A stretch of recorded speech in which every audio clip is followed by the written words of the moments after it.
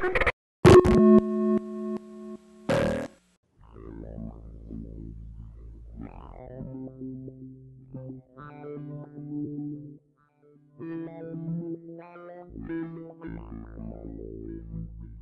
control the horizontal. We control the vertical. Peer into the infrared.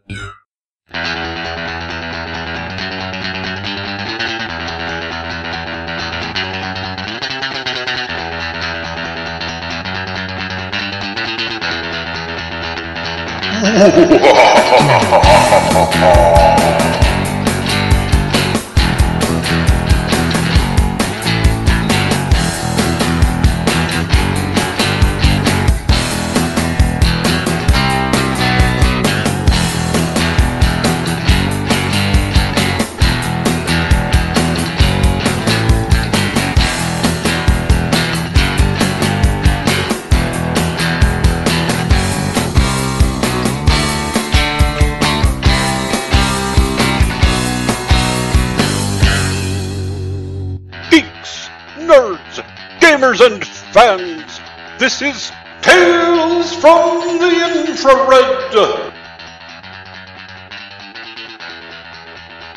Join us as we dive into fandom and explore comics, gaming, sci-fi, and fantasy, all from a red pill perspective. Hold on to your phasers, it's time for a nerdgasm!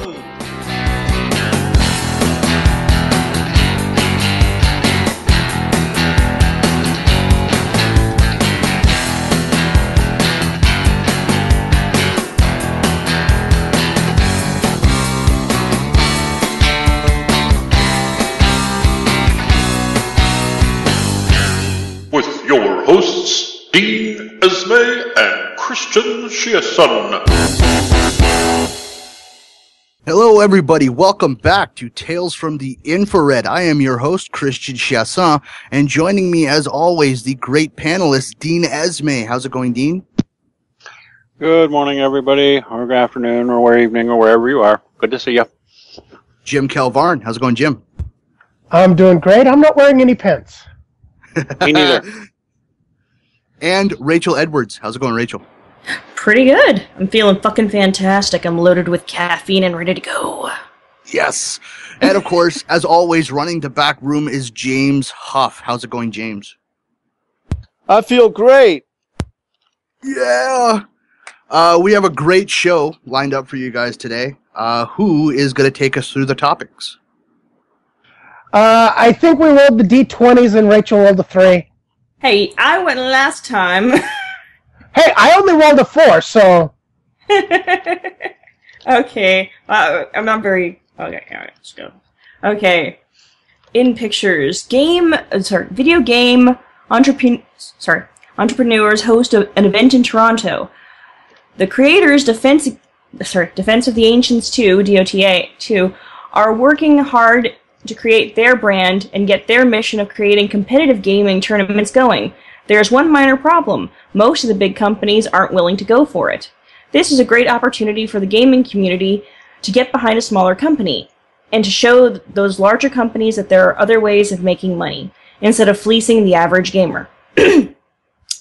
Also, it's not like my breasts get in the way of the buttons. Another feminist gets upset about people thinking that she's not recognized as a gamer, just because it's mainly men that spend money on games. Boo freaking who, princess? So you don't like that people don't recognize you because you're good at games?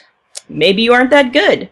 Or maybe you need to stop playing video games. Or maybe, just maybe, you need to realize that you haven't yet earned the respect that you want. And that takes time, and showing that you are a capable gamer. There are going to be jerks and assholes that don't like you because of some reason or another. A large portion of that comes from girls that actually use their being a girl as a way into being treated special. It's up to you to show these people that you're there to game.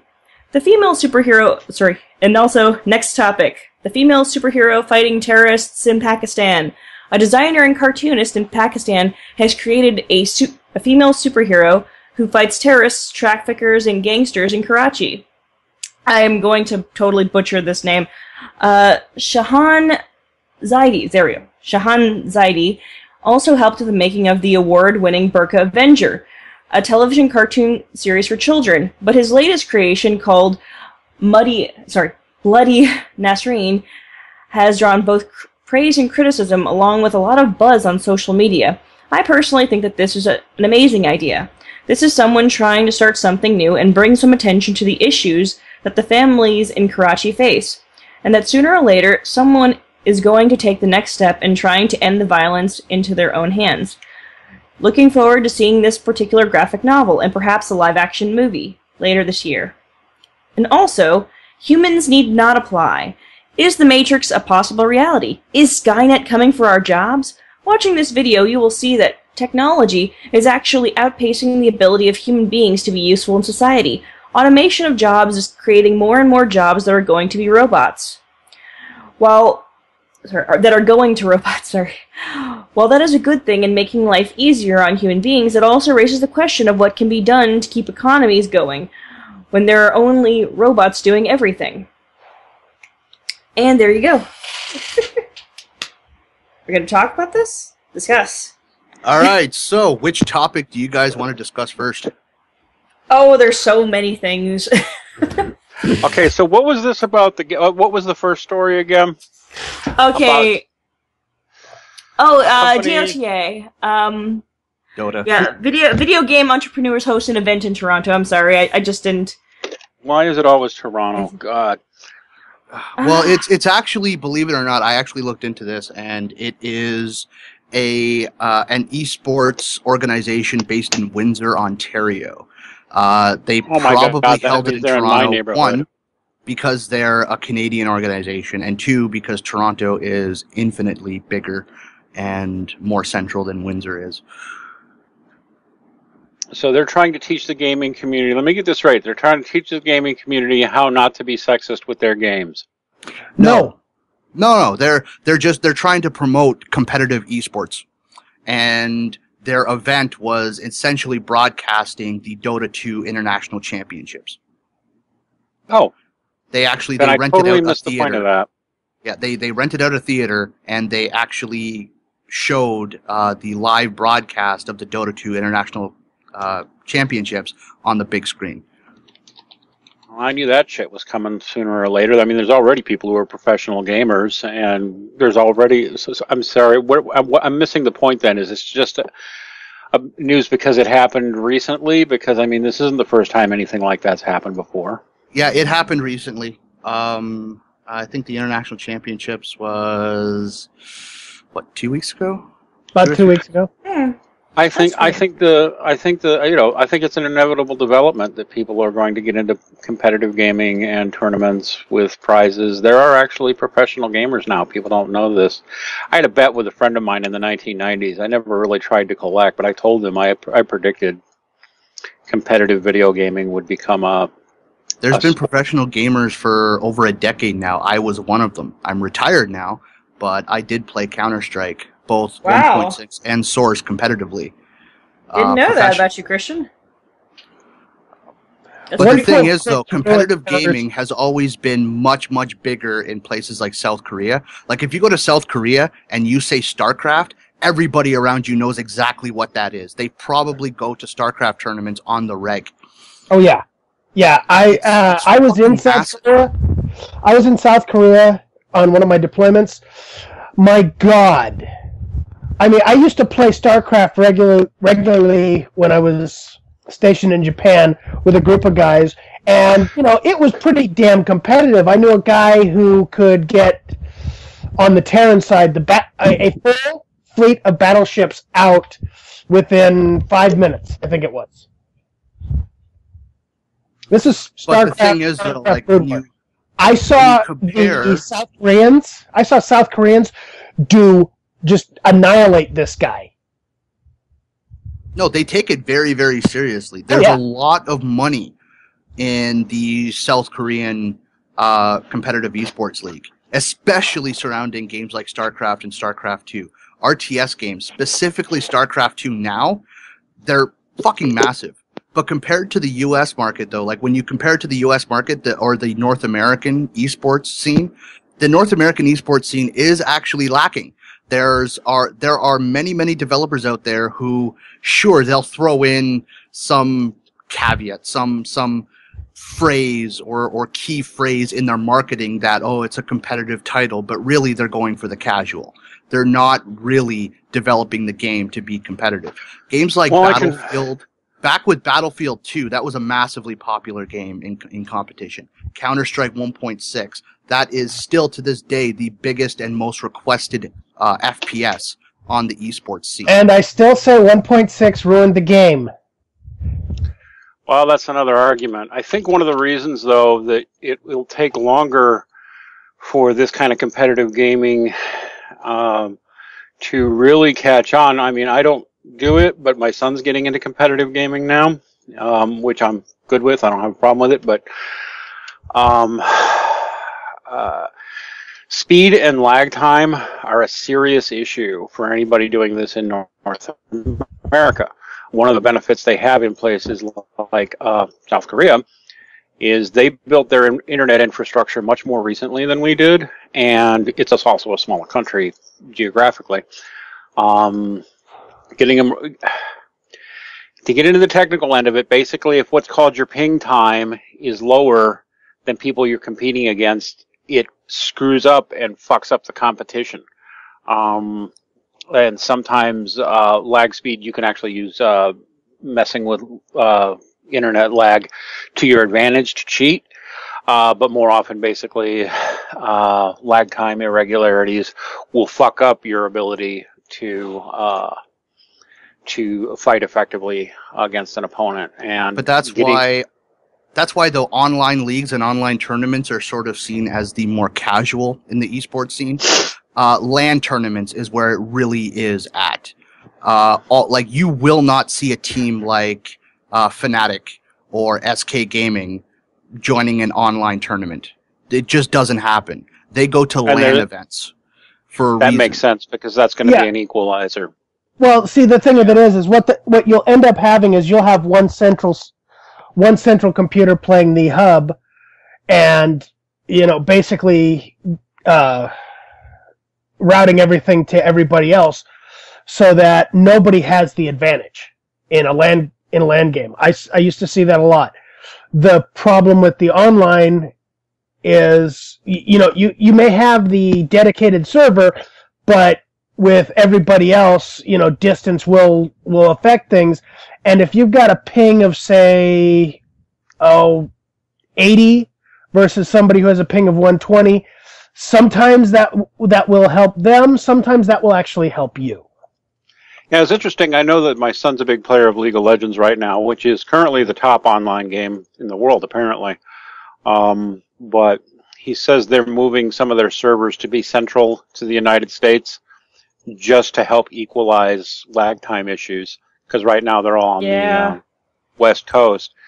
And they're doing that just so they can help. I mean, it won't be perfect. Some of what?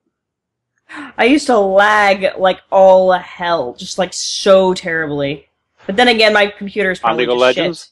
Yes, when I used to play, I was terrible at it. Too. Well, I was terrible at it, but I would think I was pretty good at some long range characters. But my computer was always way too slow to really try and do anything. Well, you might have also had lag issues because all their servers were on the West Coast, and you're on the East Coast, as I recall. Yeah, absolutely. Yeah. And that's not a perfect fix, but it's getting them more centralized is not a perfect fix, but it will help.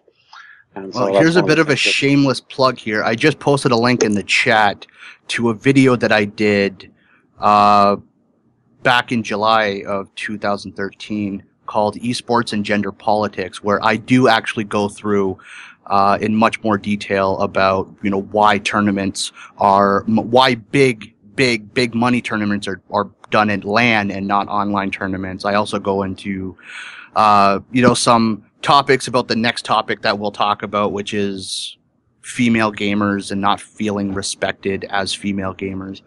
I want to stay on this topic first, though, and I really want to flesh this topic out before we get to that, I'm just saying I do go into that in a bit more detail as well.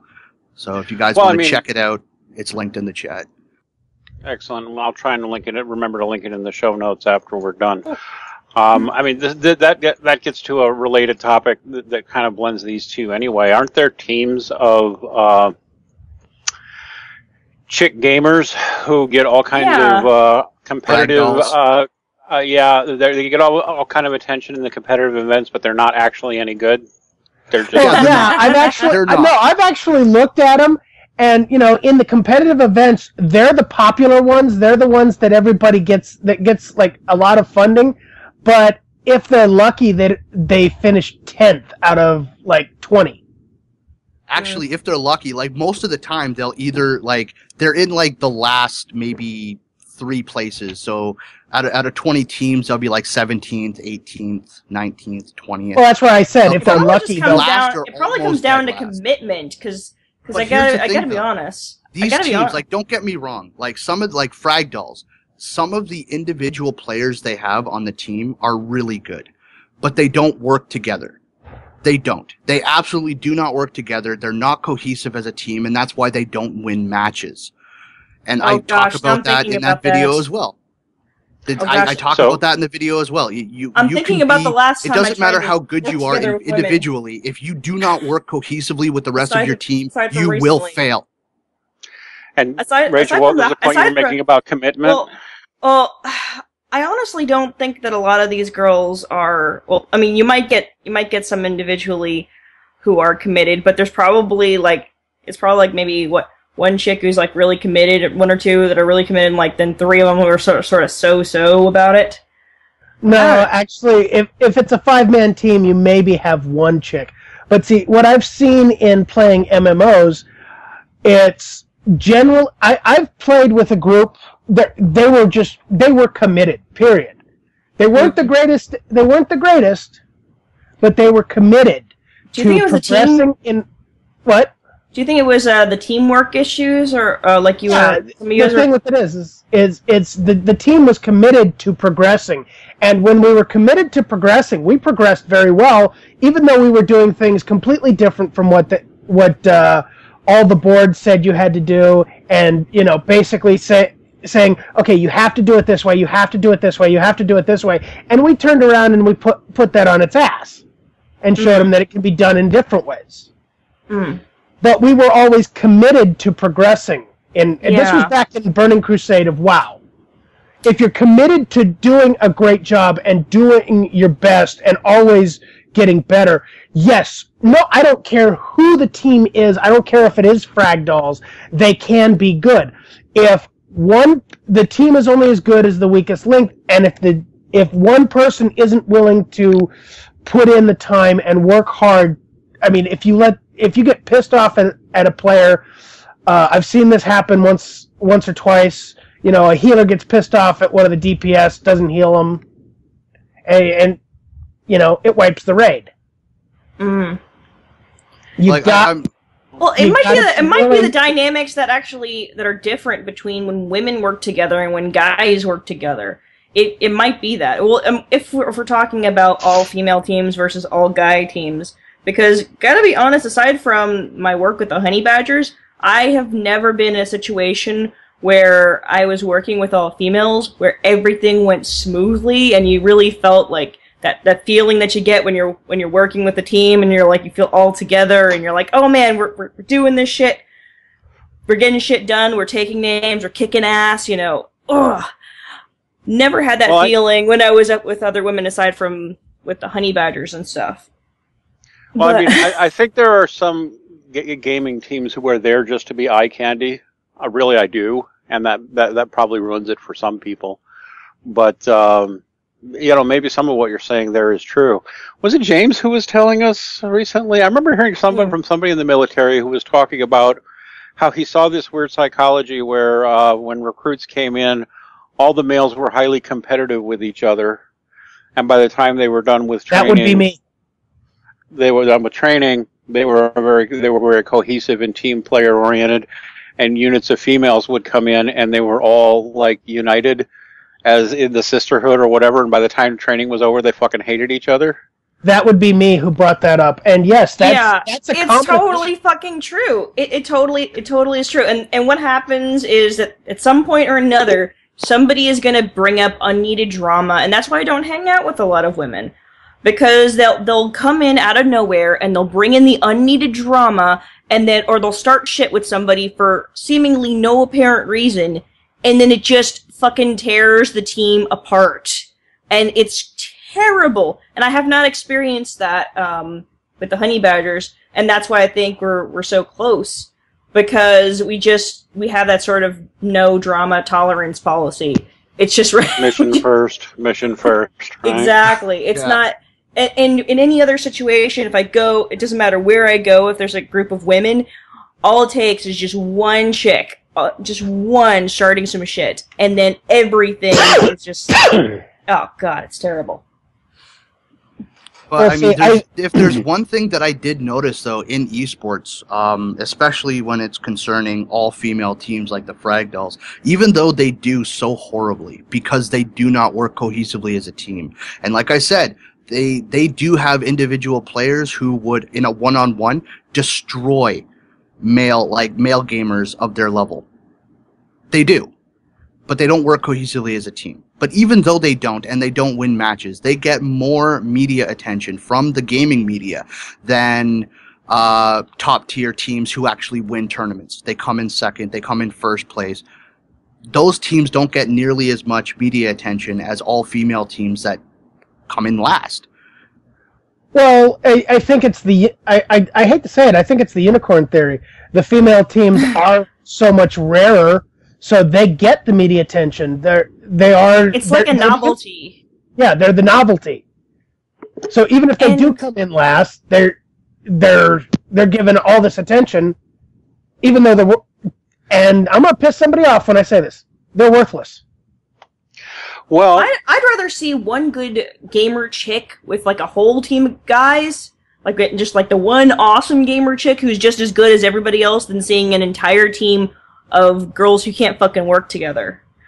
Yes. Yeah. Well, exactly. And then we're back to the why should it matter that much, right? And we don't care that you've got boobs. Have you got the fucking stuff? Yeah. Have you got what it takes? Right? Can you shit talk as much as everybody else? Can you handle things? You know, well, it's not do you care? Well, no, can not just that. Can you back up the shit talking? Exactly. Can you back up the shit talking? Can you handle yourself? Are you gonna damsel it out? No. You gotta handle yourself. You know, you have to be able to handle things on your own. It did just occur to me that there's something similar here, and this may be why I see it. The only area outside of gaming that I can see the same phenomenon happening is in pool. I mean pool, like, you know, cue ball, stick, into pocket, pool, right? That's a game that really doesn't, that athletically is not a particularly challenging game. I mean, yes, okay, if you have a sledgehammer break, that's a minor talent, but otherwise, it doesn't matter. And some of the world's top competitive pool players are, in fact, women. There's one in particular I'm thinking about her. She's just a legend. She's fucking incredible. And, by the way, smoking hot. But it doesn't matter, because whether she were smoking hot or not, she's one of the best in the world, and everybody recognizes it. But you know what? She's not on a team, is she? She just plays pool. And personality conflicts would never get into it. Well, except the normal one-on-one psychology. You know what I'm saying? Yeah, but I think, like, when it comes to, like, all-female esports teams, I think they're mostly really in it just for the attention. And I know they'll deny it, and they'll say, no, we really like the game, but their actions overtly express that they're really in it for the attention. Because and I'll tell you what most all-girl teams are actually, like, most all-girl teams are actually comprised of women who wanted to be models. And you'll see they do a hell of a lot more work posing for photographs naked, wearing a headset, and covering their genitals and their breasts with game cases or controllers. And Give me a woman who They spend can more time fucking- posing like that for photographs than they do practicing for their next fucking tournament. Fucking gamer girls. Give me a woman who looks like a fucking troll but can kick ass, and I will take that any day over the week over, a team full of model-looking chicks who can't play worth a shit. I really think it's irresponsible. I think it's really fucked up to just focus on all-girl teams like that, because it's taking away from the girls who actually put in the time, put in the effort, and forge out a place for themselves in this community the old-fashioned way, and they don't have all this extra shit that gets thrown at them for being a gamer girl. They're just a gamer. The giveaway is the fact that they won an all-girl team in the first place. Yeah. Right? That's the giveaway. Yeah. It's a if they fucking really gimmick. were in it, It's a gimmick. Yep.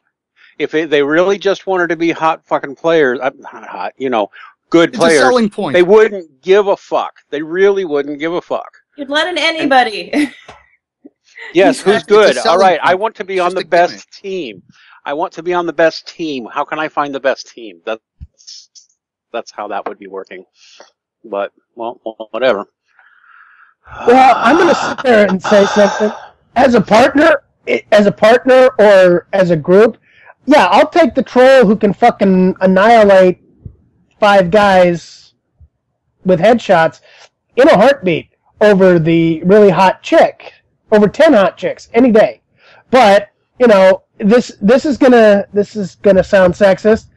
Guys still like the eye candy. They like women who look good. Of course we do. It's true. Oh, Of course we do. Absolutely. And, But it gets boring pretty quickly. Yeah, because then when they don't have any personality, and it's just sort of... Oh, don't get me started on that way too often when I talk to women. They have no personality, and it's just like the only thing they have going for them is they look good, and they expect that to be enough. Well, I mean, it's not just on guys and, like, finding women attractive. The same women go through the same shit, too. Well, they'll just see, like, the guy who's the eye candy, and then they'll approach him, and it's like, oh, you're one of those people. Yeah. I'm leaving now. You have nothing to offer. Thank you. Peace out. Yeah, exactly. Katsuni did say something that I want to mention. Okay. She said something in chat. Katsuni says, people constantly bitch about women having a harder time earning respect in games, but the thing is that the actually good gamers just take that as one more challenge to defeat and roll with it pretty easily. It pushes them to work harder. It's the girls who accept freebies and help every 5 seconds that never do well because they're not trying to do well and are taking shortcuts.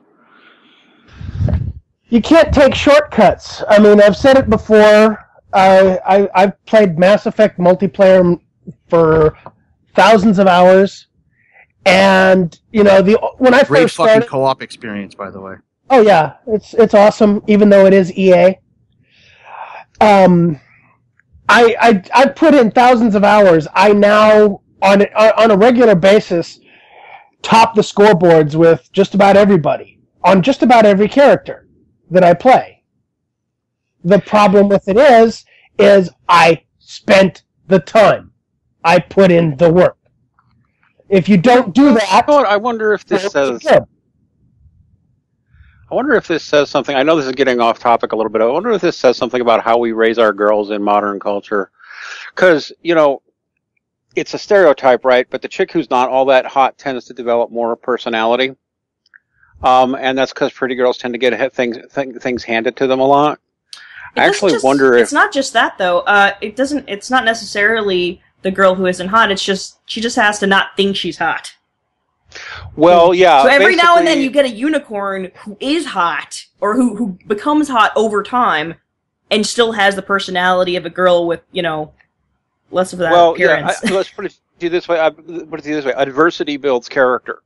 Yes. And you know what? I always wanted a daughter. I never had one, but now I realize that if I had a daughter, I would actually have to temper my tendency to want to pamper and princess her, and actually push her hard to develop a personality and a sense of ethics and compassion, so that she wouldn't have the experience of having things handed to her in life because of that exact phenomenon. Basically not to be an entitlement princess. Especially because, let's face it, nobody stays hot forever. And the smart people realize that, and the dumb ones don't, and they wind up bitter and angry when they're 45, and things aren't being handed to them anymore. Hey, I'm still going to look at it at 105 like I did at 18. Fuck you. Anyway, I guess that gets us off topic. And you'll be playing up the nursing home, be like, "Hey, baby, want to see my joystick? Would you like to feel my justice?" Okay, yeah. And now I'm picturing an old wrinkly lady in a nice Catwoman costume, just like. God, I'm sick. Come on. There's a fantasy that's just been ruined for the rest of my life. Thank you, Rachel. There we go. That's okay. Jesus. Well, so I'm sorry, what was the next story that does relate to this shit somehow? The next story, it's about a feminist who penned an article at HuffPost. Big fucking surprise there. Talking about her quote-unquote experience in, believe it or not, Mass Effect 3 co-op multiplayer.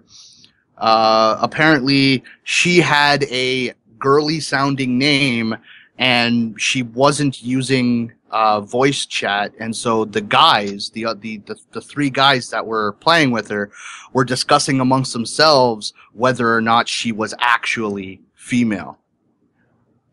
Well, she was also playing a Geth infiltrator, so you're playing a robot. They can't tell they can't even sit there and guess based upon the fact that, okay, maybe you're playing a guy, so you're wanting to see some hot guy run around, or you're playing a chick, you got a chick name, maybe it's more of a girl. No. Well, even guys play female characters. Some of them really like to see... I play females all the time. I keep telling people my favorite are the Asari, and the reason why is because they got that great butt wiggle. See, I always wondered that with guys I hung out with, why they like to play chicks so much, and that now talking to you, Jim, and these previous conversations we've had, now I understand why. You like to see the ass. Oh, yeah, dude. That's the one ass reason. is the greatest thing. That's one reason. That's one reason. Another, because I've seen it happen. Get shit. They will. They will. I've seen it.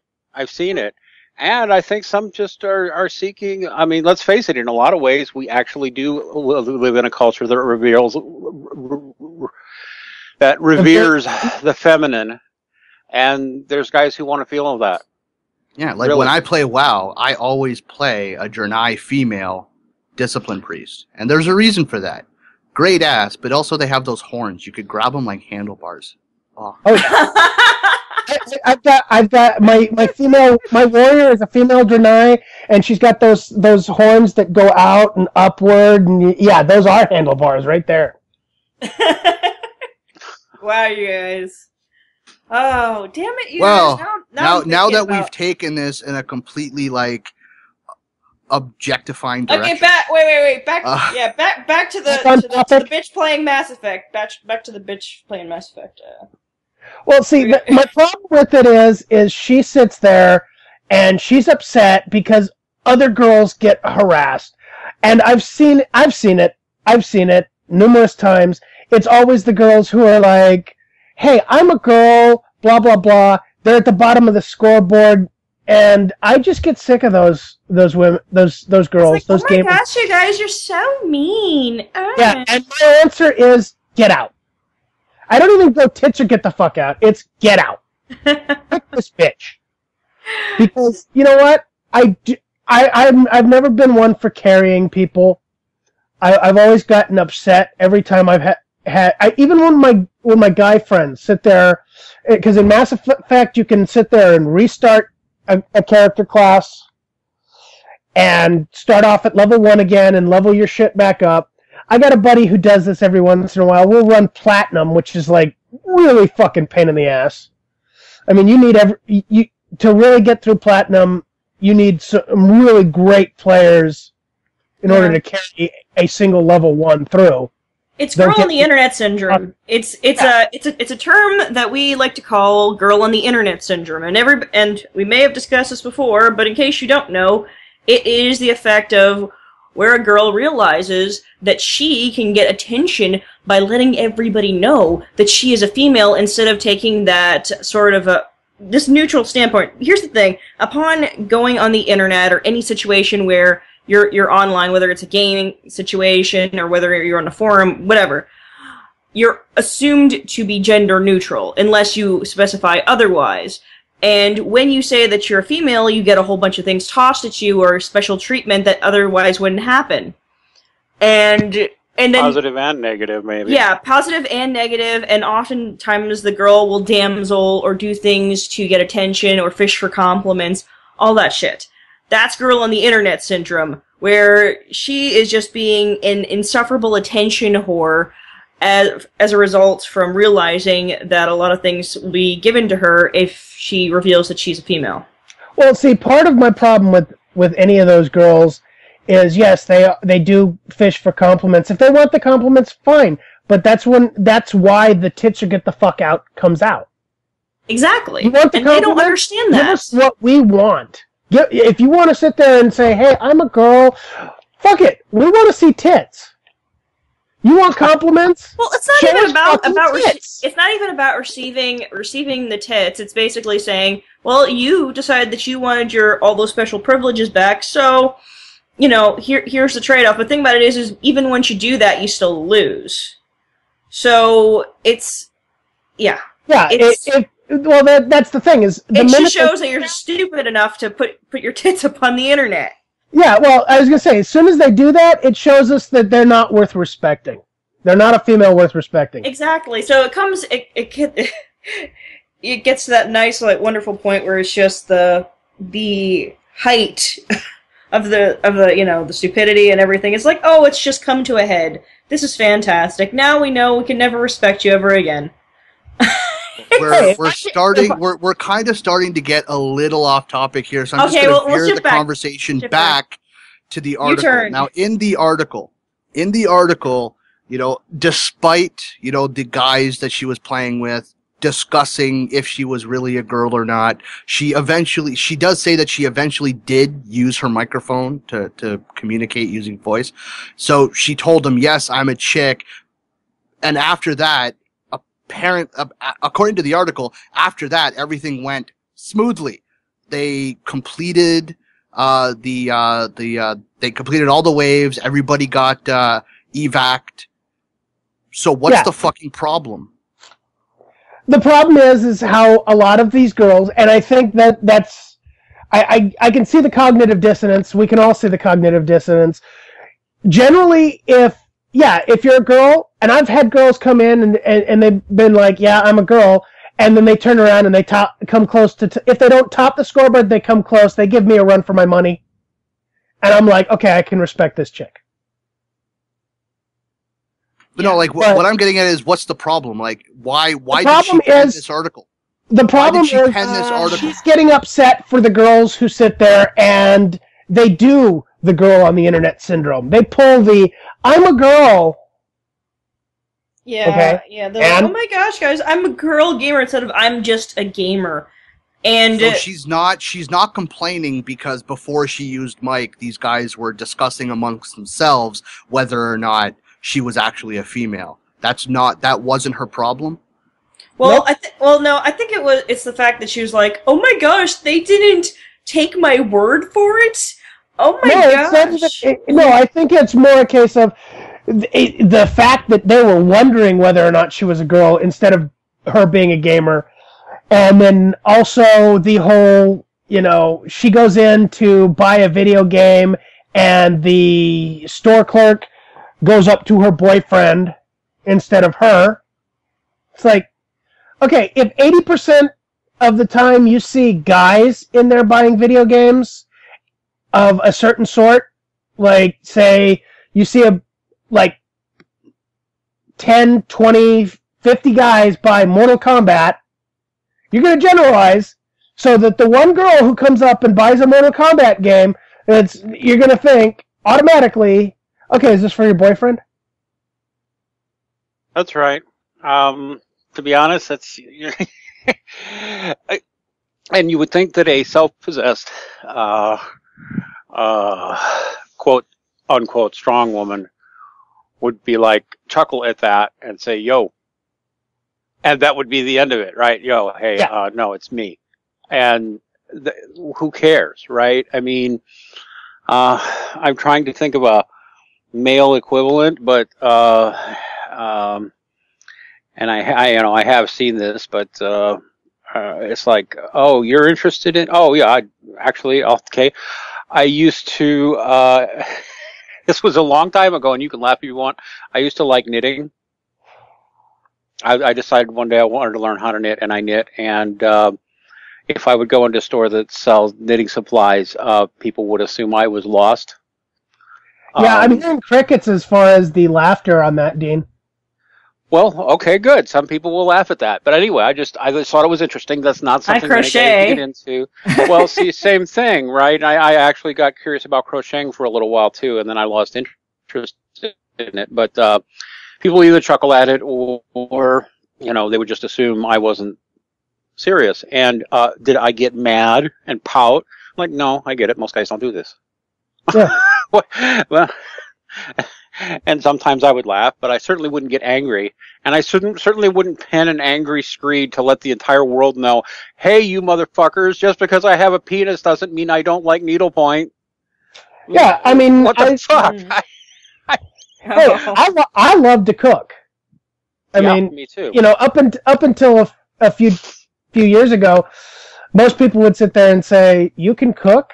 Actually, I can cook quite well. Rachel's boyfriend makes a great pizza, from what she tells me.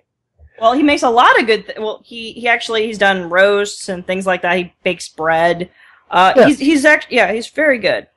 But see, the problem isn't whether or not it's a if generally you see one sex doing something, you're going to usually equate that to it being a sex thing. Granted, yes, there are going to be the exceptions that prove the rule in just about everything. There's going to be that chick who can fucking do calculus in her head in faster than people can do it with a calculator. Okay, great. But are the majority of the people doing that going to be male? Yes. Okay. Who fucking cares? Who fucking cares if it's male or female? Why are you getting fucking angry about this shit? Yes, I'm dropping because there's nothing else to be angry about. Yeah. I mean, we're living in a world where the feminist movement are complaining about guys who get too comfortable on subway cars. They have nothing to complain about. It's time to hang it up. It's over. Yeah. Nothing left. Nothing left. I mean, when you're complaining about guys liking My Little Pony, that's, eh. You know what? And I know people who like My Little Pony. Rachel likes My Little Pony, and I will give her shit all day long about liking My Little Pony. And even me and Victor Zen argue over who is best pony. He thinks Fluttershy is best pony. I think Pinkie Pie is best pony. Okay, that's great. I mean, I know to give Victor shit I'll about... slowly walk away from this conversation. I know to give Victor shit about liking My Little Pony, but here's the thing. I'm giving them shit because they're my friends and I know they can take it. I'm giving them shit because it's fun. They're good people, and I love them to death, and I like to tease them a little bit. It's not because I'm an asshole. Well, I am, but... You are an asshole, but that's neither here nor there. Yeah, that's neither here nor there. Well, this is what... guys like shit talking each other. That's the way we express love. Yes. I'm actually fucking serious, you assholes. Guys like shit talking. I mean, if a guy is shit talking you, he probably likes you. I don't even know how you tell psychologically the difference, and maybe girls just don't know how to tell the difference. Some guys can't either, I guess. But I mean, really, I get what you're saying. The way I see it, though. I mean, if I'm comfortable enough with you to call you a dick or call you an asshole or rip on you, that means I'm close enough to the point where I like you as an individual. Yes. Mm-hmm. Mm-hmm. If I don't, I won't even fucking talk to you. And I will know I will know immediately the difference based on context. Yeah. Maybe someone should develop a chart for women to learn that one, right? Yeah, When it says this, here's how you know he's serious, and here's how you know he's not serious. If he's laughing and smiling when he sits there and calls you a ragged cunt, he doesn't actually mean it. Yeah, I guess maybe that's notice the arch. Notice the arching up of the lips. That's a smile, ladies. It means we're just fucking around. Oh, they'll and they just lose it. They just lose it so easily, though. Oh, it's fun. I tell you, it's. I was amused when you were talking about the My Little Pony thing. I'm not a My Little Pony fan, but I've noticed on Twitter now, I've had a few obvious feminists accuse me of being a brony. What? And yes, and because this would somehow prove my inferiority as a human being, and my answer is always the same. Well, no, I'm not really a brony, but I totally respect bronies. And they're like, whatever, dude. I don't care, bronies. Hey. Well, see, that's the thing, is they don't actually respect men. They don't respect men. They don't respect that men can like things that aren't normally masculine. Feminists don't want guys who are out of the norm. They want the ultra masculine, for lack of a better way of putting it, Jay-Z. Guys like him. Which is really funny, though, because for years they've said nothing but, oh my gosh, where are the sensitive guys? Where are the guys that are in touch with their feminine side? And check then the friend zone. And then you check the friend zone. I guarantee you put 3 new ones this week alone. Yeah, they don't want guys like that. They don't want the masculine or the sensitive guys. They want the masculine guys who are just fucking alphas. Yes, alphas. The super alpha. Well, I won't even go alpha. I won't go what I'm starting to call super alphas, or the oh god, what's the word? They're not even alphas. I don't even think they're alphas. I think they're would someone putting on an act. They're putting on an act. Putting on an act. Yep. They're sociopaths and psychopaths. Yeah, I tend to agree.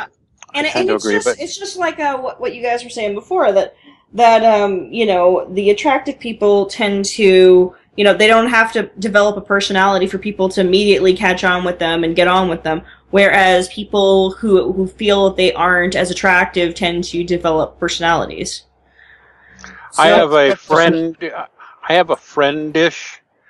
I won't go into how I know her or all that. I have a friendish who has always been a hot chick, and is now in her 40s, and a series, it is no longer that hot, and a series of life calamities has come upon her, and she's been recently threatening suicide. And I look at it, and don't worry, we're taking care of it, but we're looking at it, and all of us who know her are the same thing. That's because she's had everything handed to her in her life, and now that she's in her mid-40s, not particularly attractive, gained weight, and divorced, and some calamities are befalling her, and nobody's running to her rescue, she thinks the world is ending. For her, it is. I mean, oh gosh, I feel a little sympathy in that. I can actually understand that. To her, it really is ending, because for her, her world has been just built up into this fairy tale. Right. And now she's got to face reality. She's being disillusioned. Feminism and gynocentrism destroy the soul. Yes. They do. For women as well as men. They really do. And I mean, this is why I've even said, in the long run, that stuff that's supposedly empowering of women, this is where you get these women who are now in their 40s, who in their 20s were trying to emulate, what was that show, Sex and the City?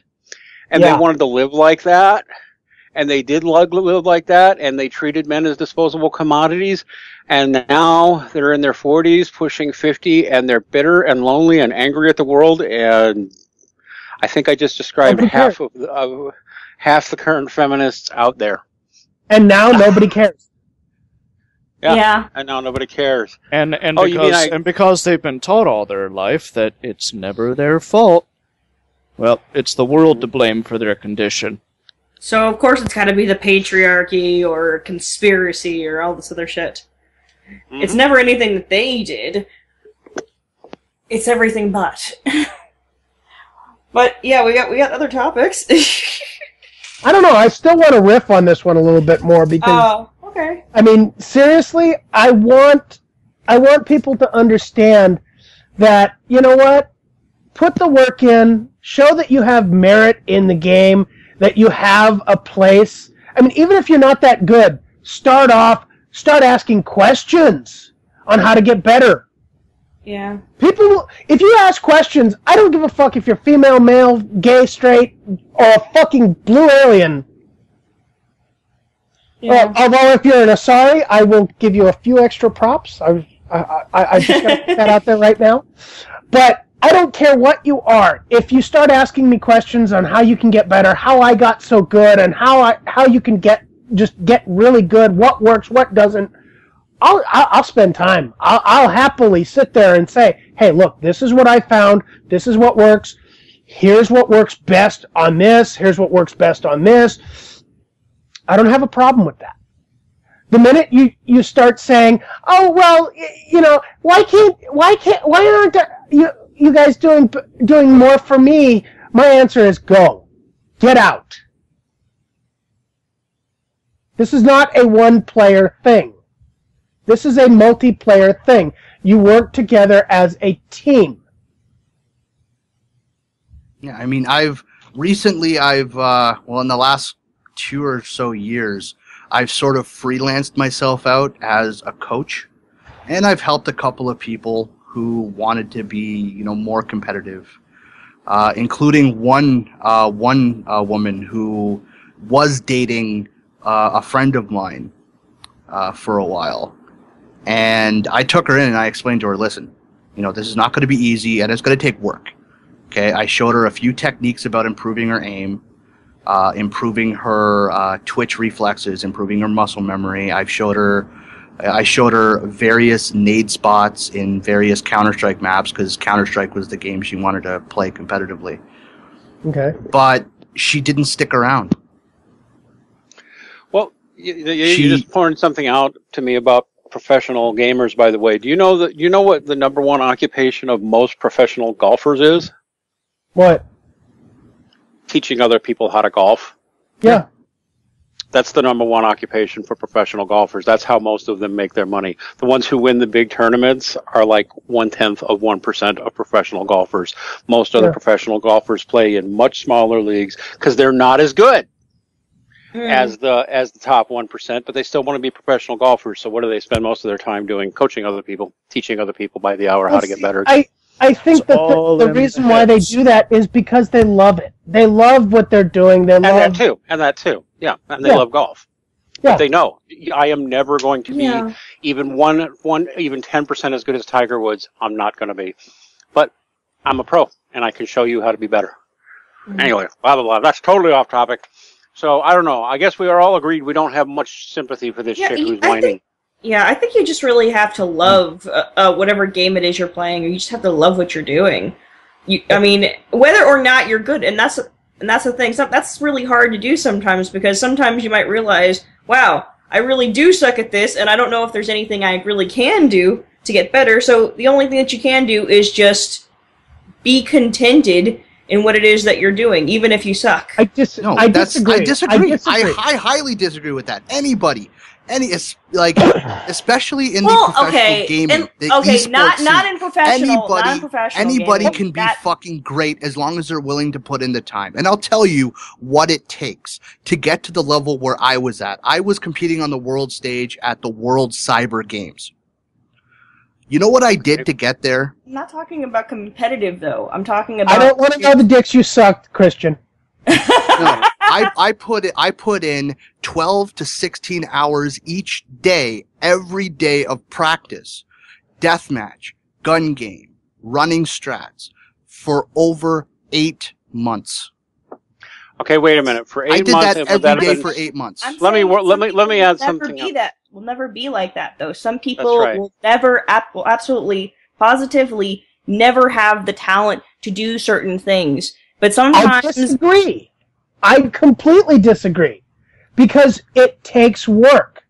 Well, yes. You say, hold on. You say they won't have the talent. I disagree because no matter what, if you are willing to put in the work, and I've seen this numerous times, people have told me I'm no good at certain things. I work harder to get good. All right, let me tell you why you're both right. Hold on. There is a point where you're going to have to sit there and say, okay, this is as far as I can go. That's what I'm talking about, though. But no. That point isn't. This is as far as I can go. This is as far as I am willing to go. This is as much work as I'm willing to put in. Therefore, this is all I can do based on the work I'm willing to put into it. If you're willing to put more work into it, you could definitely go further. Well, certain things I will disagree with that, and that's Let me tell you why you're all correct. You are all correct because there is such a thing as natural talent. Because I've seen this. Some people are just prodigies and are naturally good at certain things. And so it's easier to get them interested because it's not as much of a challenge. Like, this is a change of subject somewhat, but like I've seen myself one of my favorite electric guitarists in the world is a guy named Derek Trucks. He's in his 30s now. I first saw him at a club in Chicago when he was 11. And he was already fucking phenomenal. And he had only picked, as good as any professional musician could be at that point, as better than many adult professional guitarists I'd met. He was 11 years old. He'd only picked up the guitar for the first time 2 years previously. He was able to play the first time he picked it up. Okay, some people do have natural talent. And by the way, he's only gotten better in the last 20 years. He's considered one of the best guitarists in the world. Some people do have natural talent, and if you have the natural talent, maybe you're going to need to put in less work, and you're going to get better faster. On the other hand, there's something called the 10,000 hour rule. Yes. There's you put in 10,000 hours on anything, and you can be very, very good at it. Oh, yeah. But then it's a question of, do you have that kind of commitment? Do you really want to work that hard? I think that if I spent 10,000 hours playing electric guitar, I could probably come pretty close to being about as good as Jimi Hendrix. I don't have it in me to put 10,000 hours, whereas that guy grew up with natural talent and probably didn't need to put in that much time. He was already better than most people. Well, see, the thing with it is, Dean, and this is something that I have to, point out. If you're not willing to put in that commitment, you shouldn't. I mean, yeah, keep it as a hobby. Put in a little bit here, put in a little bit there, but don't sit there and get upset that you're not as good as Jimi Hendrix if you're not willing to put in tens of thousands of hours to get as good as Jimi Hendrix. And that goes for anything. Well, I'm saying, you know what? This conversation has actually inspired me. People play for different reasons. What I'm going to do, and this conversation has really inspired me, I'm going to create a Counter-Strike map, and I'm going to design it simply for esports competitive training. The entire map is just going to be ways of training yourself how to do things much better, much faster, more efficiently. Well, that sounds like a neat idea. That's awesome. Rachel, what were you saying? My point is that not everybody plays to be competitive. Some people play for an escape. Some people play just for fun. And those people are fine not getting to that competitive level, is what I'm trying to get across. That's the majority. The majority don't care about esports. Okay? The majority don't care about the competitive LAN tournaments. They don't. They want to pick up the game. They want to play. But you know what drives the majority of those casuals to buy the game in the first place? The pros. Watching pros play. Yes. You see a pro pull off, like you see Devour of Carolina Core. In my opinion, one of the best oppers in Counter-Strike competitive history. You see him pull off a fucking less than 0.2 second 180 degree headshot with an op while moving.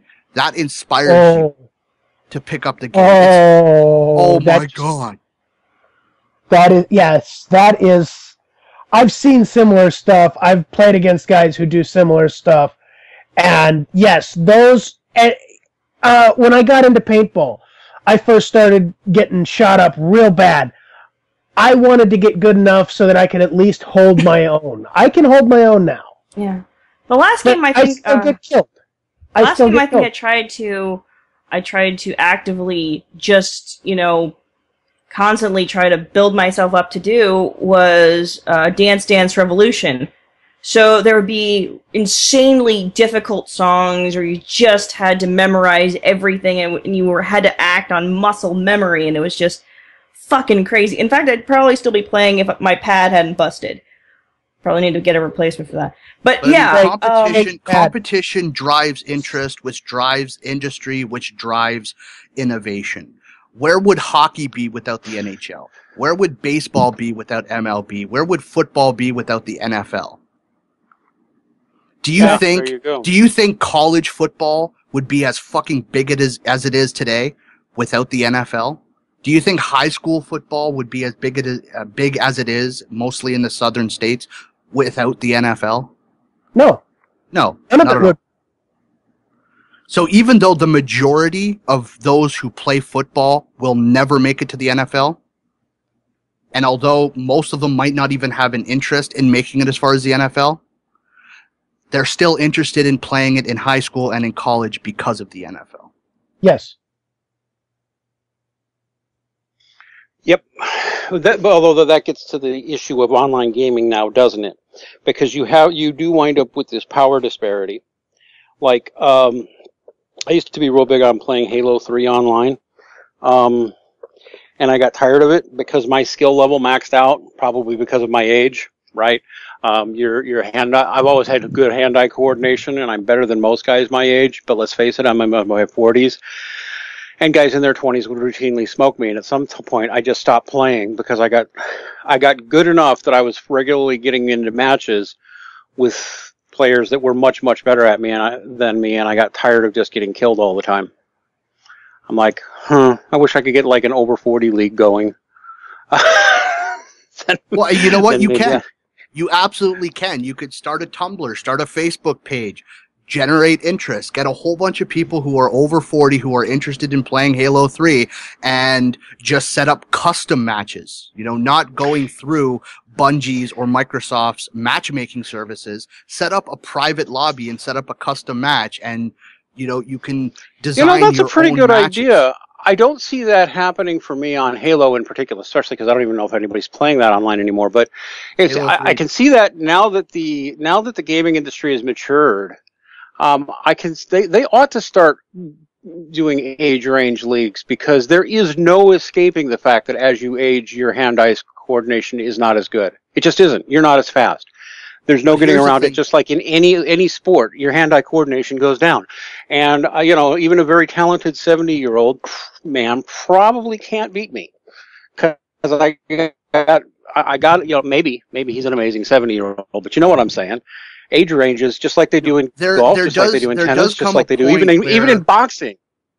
No, there does come a point where you do get too old, and your reflexes just aren't what they used to be, or your muscle memory just isn't what it used to be. That's why competitive gamers, especially FPS players, they retire at like age 24, 25. They can't compete anymore at that age because they're just not as fast. They're not as precise. Their muscle memory just isn't what it used to be, so they can't pull off those incredible 180-degree twitch shots.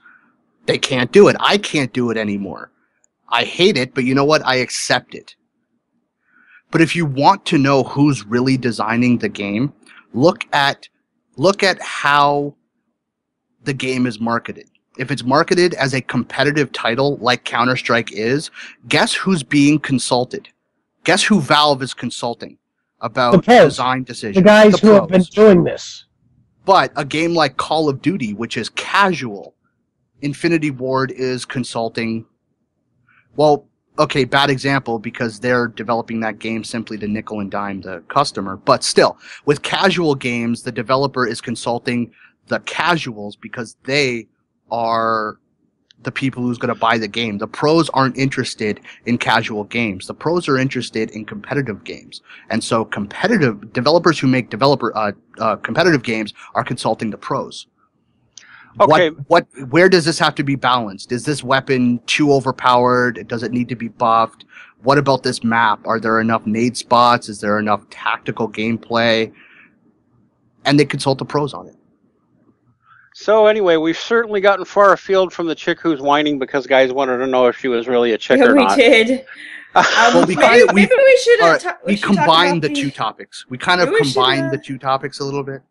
Maybe we should discuss the female superhero fighting terrorists in Pakistan.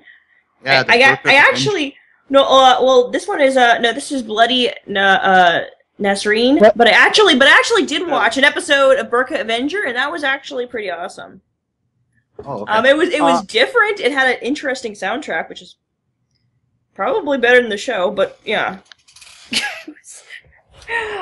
Burqa Avenger, I hadn't heard of that. Yeah. I liked the story. I found it interesting. Yes, it's a new comic book heroine who runs around killing terrorists and organized crime rings in Pakistan, which I think is cool on several levels. And I suppose I'm supposed to object to this, but why would I? I don't. In fact, I like it how it breaks the cultural stereotypes that we think of people from that region. But that said, I thought I had something else I wanted to say about that. Oh, sometimes I wonder when I see a comic like that, or a lot of comics or cartoons with badass chicks, sometimes I wonder if it's guys writing stuff like that because they wish they could meet more women like that. You know what I mean? Well, this is also different in that it's not like what Marvel has been doing in going off and purposely trying to go out of their way to plant the social justice flag on different characters and things like that. Yeah. Right. Whereas these characters are actually culturally important, I think. When you have things like the Burqa Avenger, she's actually going out there and fighting people who are trying to shut down schools for girls and stuff like that. So she's going out there like a fucking burqa'd Batman with martial arts training and shit. And it's actually pretty interesting. I mean, that's kind of an important message for kids that she keeps basically preaching inner peace and the importance of education. So a school teacher by day, like burqa'd Batman by night. That is pretty cool. I hadn't heard about that, but I'll totally believe it. I'm looking at it on Google now. Burqa Avenger. And it's for Pakistani kids. It's for Pakistani kids. And it's basically people from that region who are trying to actually battle terrorists, whereas over here we constantly think of them as sort of being maybe sort of part of the same team, which is weird. Well, some people, not me, but wrong. I'm just saying. But it's wrong. Yep. But here, this stands in opposition to that idea that they're all cut from the same cloth. That they're like really upset that these things are happening to everybody, and that these people do need to be stopped. So these guys register to them as villains, and that stands in opposition of that idea. Oh, exactly, exactly. But it does. You got a great point there, Rachel. It does stand in opposition to the first world social justice warriors who think Thor needs a sex change, or Spider-Man needs to be gay or whatever, because they haven't got it in them to just invent the new character, right? Well, see, I've said it before. I predict success for Bloody Nazarene, and I predict she even gets international exposure and translated into other languages if the writing's any fucking good. Well, I said it before, and I'll say it again. Good artwork, which if you see some of the pictures and you watch the video on it, you'll see it's really good artwork. But good artwork, it's actually really good artwork. No, I'm sorry, I didn't mean that as a question. I meant that as an agreement. It is good artwork.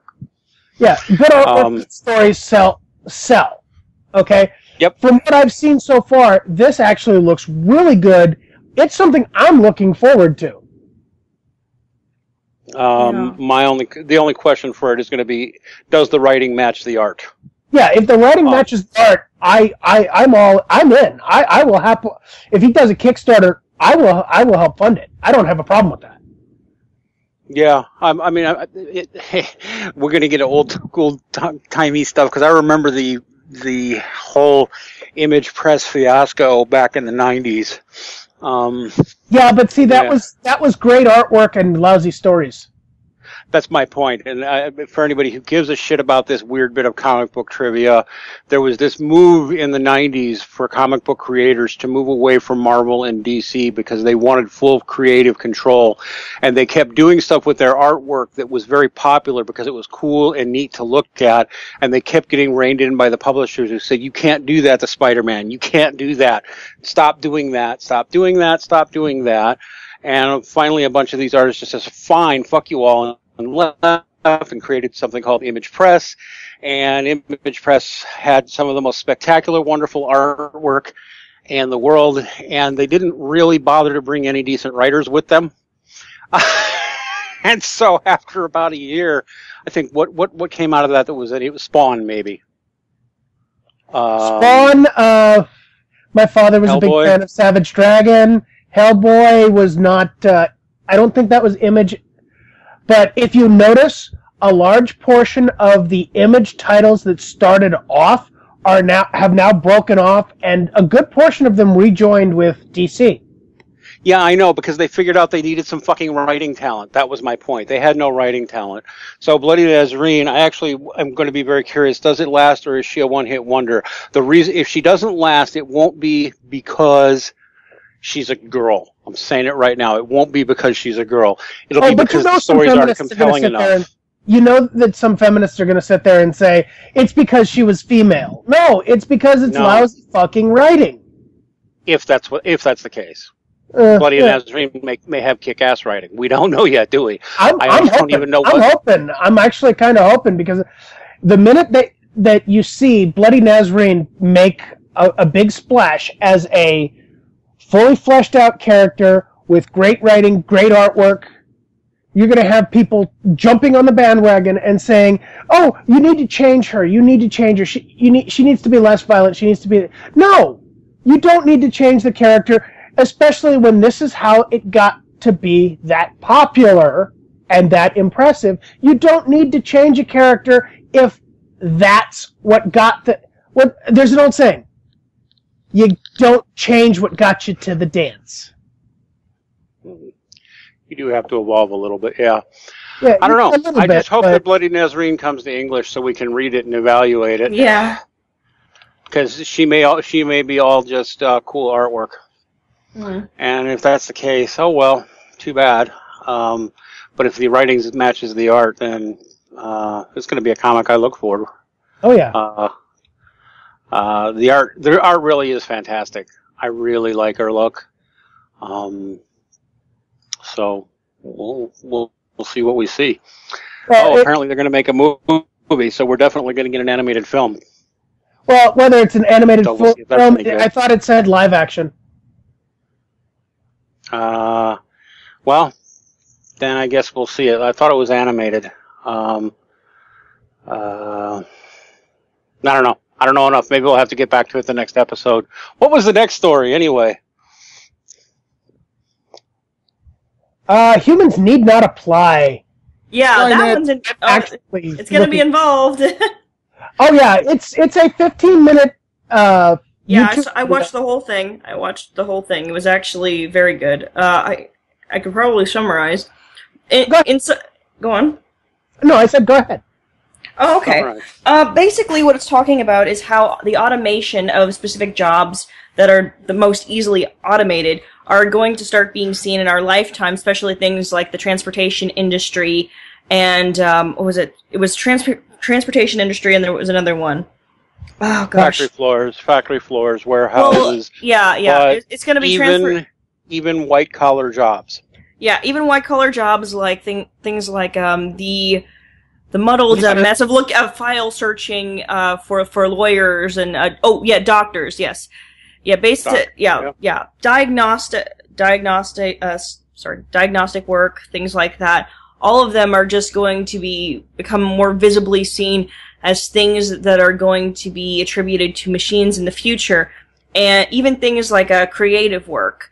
where you would think that no, nobody can possibly do this. And that was the thing that I was thinking about, because I do creative work. That's what my degree is in.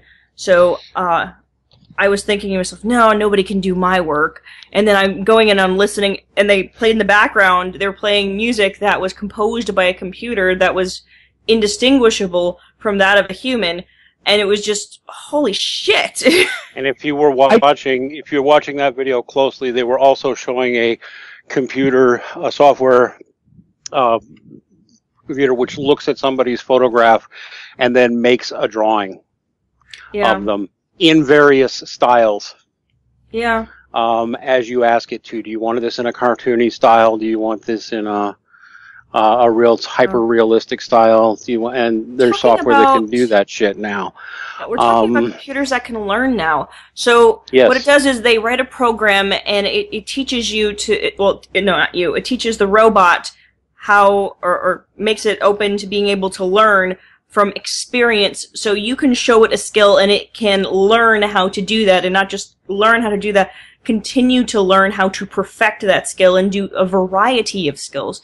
Meaning that these are robots that will have an in-depth understanding of these things. They won't just be mimicking things or being programmed to do specific tasks. They will understand. Well, that leads to a couple of things that kind of work. Creepy. Well, no, I'm not even going to go. I'm not even going to go into the creepy and sit there and say Matrix or anything like that. I'm looking at the economic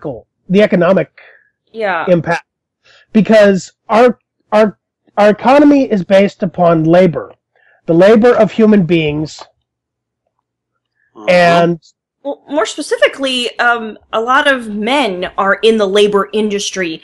They are the people who are doing a lot of these jobs.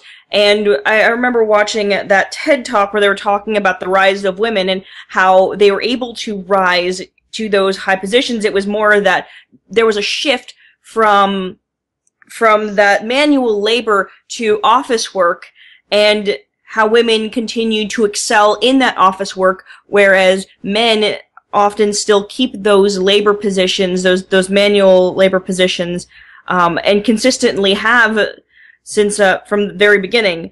And that's why women are starting to do better in those fields, because they have a tendency to pick those, office jobs and things like that. So what we're going to see is a whole bunch of men who are out of work and who do not know what to do after that. I disagree. Let me make a couple of points. I don't think it'll just be males losing their jobs. Well, no, they're going to be women as well, absolutely. But I'm saying those manual labor jobs, things like the transportation. Well, no, there's not only just men who are taxi cab drivers and things like that, but basically, when it comes to the auto industry, where things are just being moved around and suddenly they're being replaced by machines because they're more efficient and safer, we're going to see a whole bunch of people out of a job. Just with things like abolishing the need for taxi cab drivers or bus drivers, things like that. Just doing away with that is a huge part of the economy. Let me make a couple of quick points. First off, this video is by CGP Grey, and anybody who's already listening to this and rolling their eyes and saying no, it doesn't work that way, blah blah blah. These are old arguments. That's never going to happen. I read all the links. Go watch. Yeah, I'm talking about anybody listening. Go watch the video. And I'm going to point out that CGP Grey is a brilliant YouTuber. You should be subscribed to him if you aren't already. He's already one of the most... I subscribed to him right after seeing the video. It was amazing. Virtually all of his videos are brilliant, and there's nobody who does what he does quite like he does it. He's managed to turn it into a full-time job easily. 98% of his videos are highly educational. They're densely compact with lots of information. I think he once made a video where he revealed that he spends about 20 hours of research and work for about every minute of video that he does. And that particular video is the longest one he's ever done at 15 minutes. They're usually between about 3 and 5 minutes, and they're all really good. The burning question I have is a big one. So finish, Dean. So anyway, just giving all that mad respect to CGP Grey, but also to point out this is a very meticulously, thoroughly, well thought out little 15-minute video, and you really need to watch it because he goes right after to certain arguments. Because people will have said this many times in the past. Some new technology comes along and it obsoletes an old job. Well, that just frees humans up for more interesting work. That's been the standard excuse that people have used for over 100 years, actually, as automation comes in and replaces old jobs. Why that just makes life better for the everyday person, because then they can go on to more interesting and often less dangerous jobs. But we're quickly reaching a point, and it's coming faster than most people think, where there really isn't a need for humans anymore. And transportation is the most obvious one. People say, well, robots aren't that advanced. As he points out, no, they're already there. Cars that drive themselves are already on the roads. Already on the roads, navigating through traffic with humans. There's only a few now. Give it another 10 years. I'm telling you now, there will be no more over-the-road truckers. There will be no more professional long-haul truckers. There will be no more taxi cab drivers. There will be no more bus drivers. They won't exist, or they'll be very rare. Those jobs are just going to be gone. Also, Dean, here's another thing you got to consider. Insurance companies will drive this. Not just for those, but for normal people. They're going to start sitting there and saying, oh, you drive your own car? Okay, your insurance is going to be 10 times that of somebody who has a self-driving car. I had this argument with people 10 years ago because I told them this was coming and they didn't believe me. And one of the arguments they kept making too was, no insurance company will cover that. It'll be too expensive. And I'm like, no. In the long run, it's the opposite. The self-driving car is going to be safer than any human driver. And the real question is, how soon before we start talking about making it illegal for people to drive their own cars? Yeah. Yeah. And I give that 20 years tops. And I know everybody's sitting there listening going, I don't know anybody with a self-driving car. You will by 2020. And by 2030, they're going to be the norm.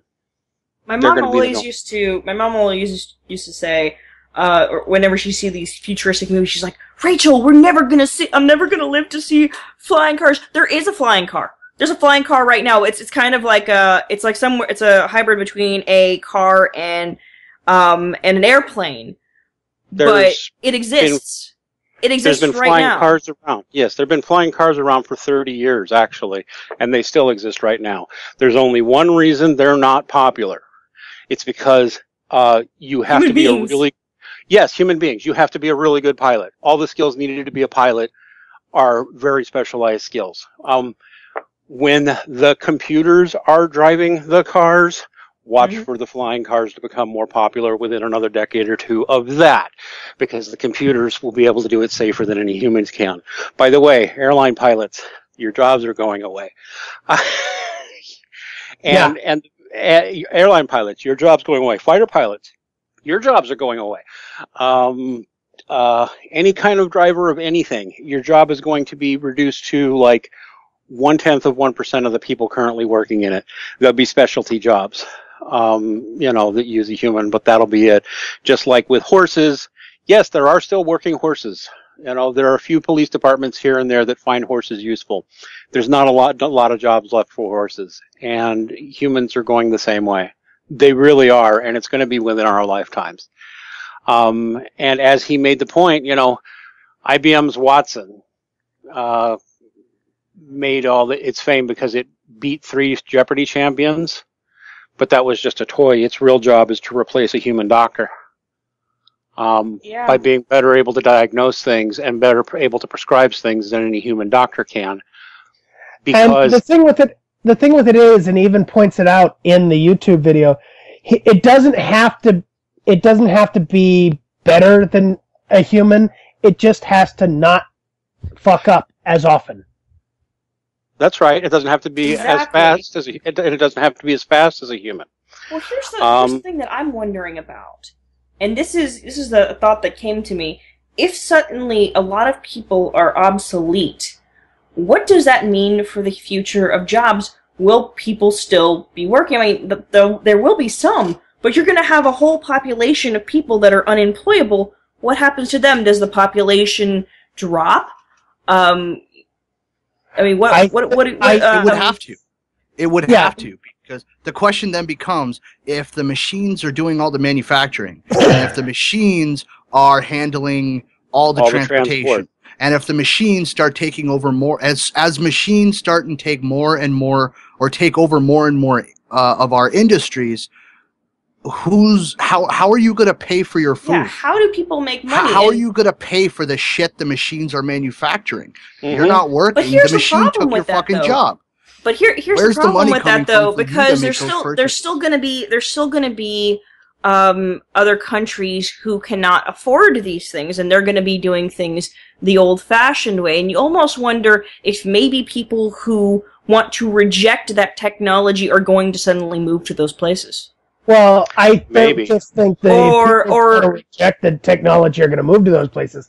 I think more likely than not, you'll see a large anti-technology group start coming about and start protesting. Will, but history says that those people always fail in the long run.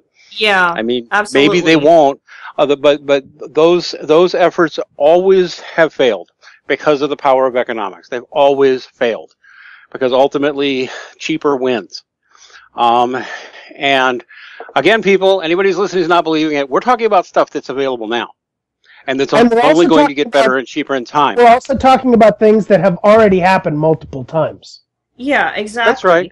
And you have to go into Google right now about the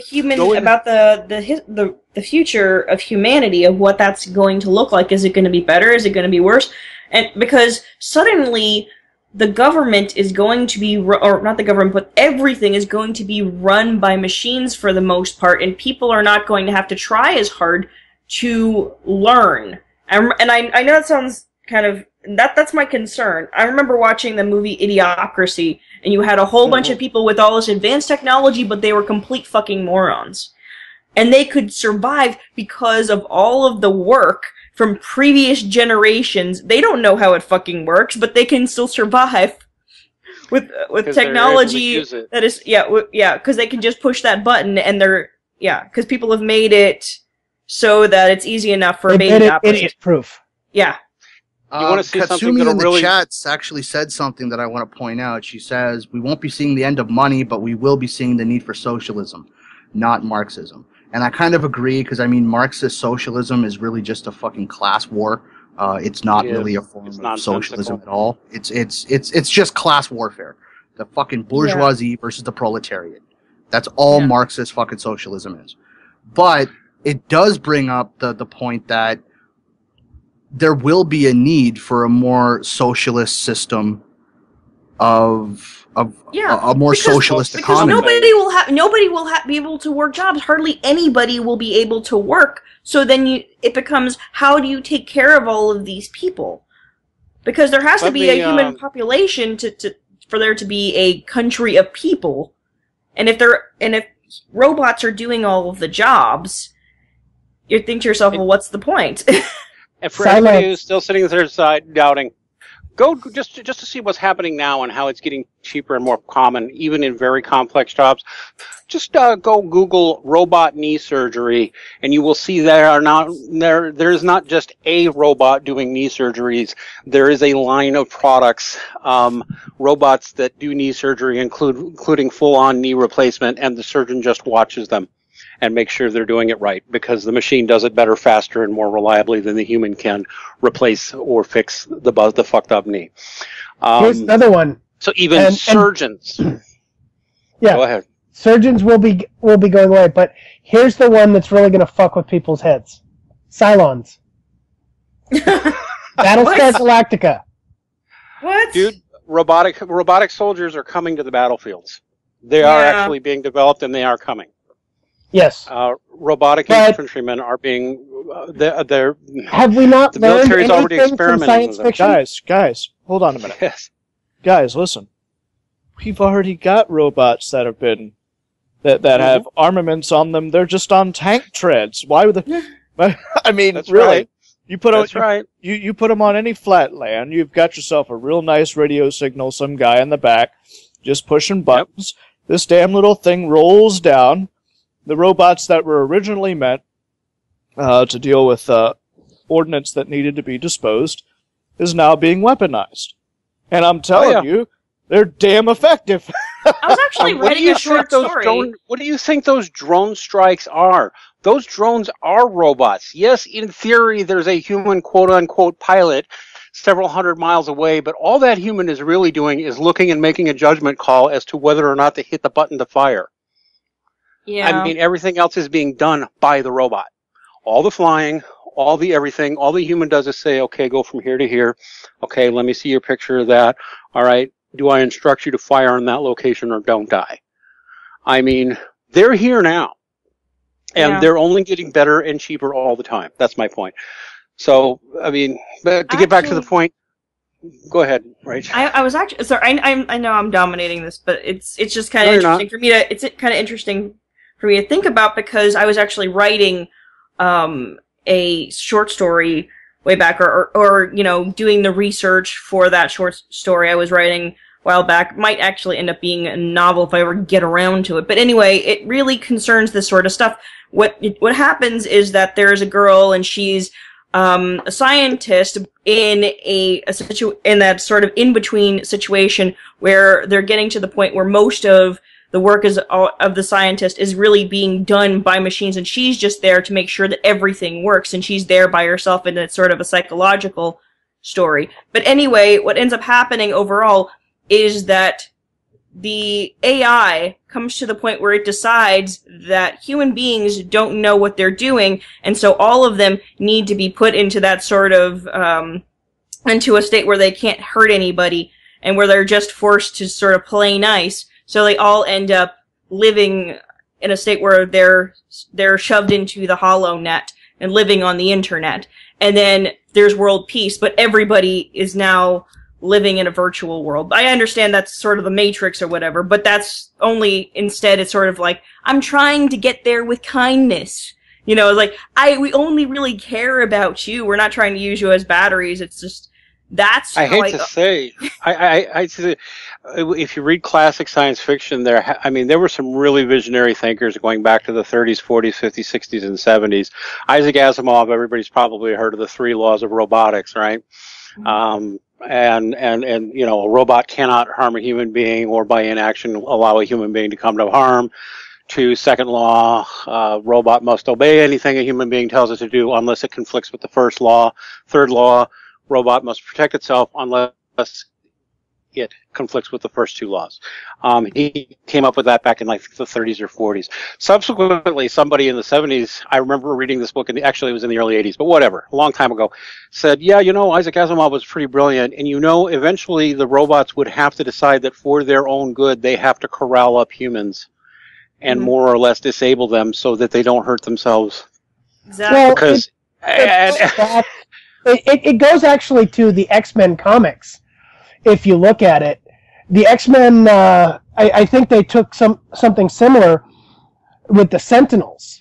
The Sentinels were originally designed to protect humankind from the mutant menace. The problem with that is the Sentinels took that as killing the mutants and then rounding up and basically putting human beings into detention camps. To keep them safe. Right. Yeah. And if you look at science fiction, this is a common theme through all of science fiction, fantasy. Anytime there's any type of binary yes or no thing involved, eventually we get screwed because this would actually, in a lot of ways, be the safest thing for human beings, even though it's not a good thing. It's not what humans want, it's what they need according to them. Yeah, basically they become like these crazy, overpowered, godlike babysitters. And so it's The thing is that's getting me is that this is starting to look like it's going to be reality, and people have been poo-pooing that for a long time, but it's starting to look like it's going to be reality. We talk about the end of men now, and I think there's some real validity to it. One of the themes that we hear now a lot, even in men's rights circles, yeah, right, all the really necessary, hard, arduous jobs like fighting fires and driving trucks and being steel workers and moving stuff around in warehouses, 95% or better of those are jobs men choose to do because they're tough and they're dangerous. And guess what? On that level, most of those jobs are going to be gone within the next decade. And people don't believe me. I remember talking to Jack Barnes. I don't know if he's listening to this. He runs Blue Collar Red Pill Radio. He's a trucker. I remember telling him this summer, in 10 years your job is probably not going to exist. And he says, no way. People won't ever trust robots to drive trucks. I'm like, yeah, okay. You watch. When that truck can be on the road 24 hours a day, 7 days a week, and never makes never falls asleep at the wheel, never starts doing the head bob, never gets tired, and oh, by the way, drives in the most gas-efficient way possible. Yeah, we don't need you anymore, Jack. I'm not picking on poor Jack. But eventually you end up getting into a situation where the robots are no longer going to be needed. Okay, once human beings get to the point where they're completely obsolete, and robots are doing all the jobs, there's going to come to a point where there is the fall of man, and they no longer exist, and then there's no reason for the robots to even exist. So it's going to eventually cancel itself out. Well, that's kind of the point behind the Cylons in the latest Battlestar Galactica.